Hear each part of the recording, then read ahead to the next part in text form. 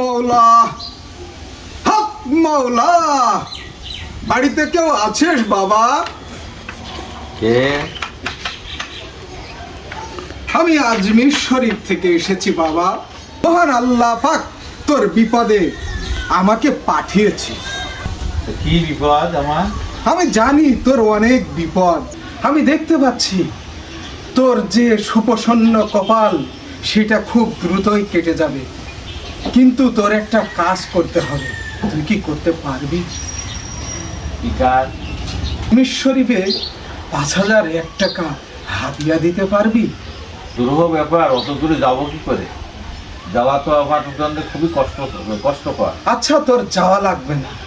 তুই যদি মনে করিস আমার কাছে দিয়ে দিতে পারি, সেই অধমের কাছে, আমি ওখানে দিয়ে দেবো এবং সব মুশকিল আসান হয়ে যাবে। তাহলে তুমি একটু দাঁড়াও বাবা, আমি আসছি। আল্লাহ, এসেছিস বাবা?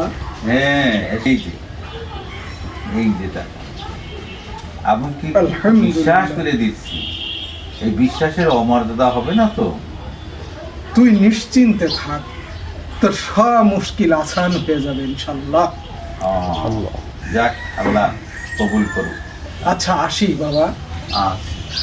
আসসালামু আলাইকুম। ওয়ালাইকুম আসসালাম। এই, তো দাঁড়ি কই?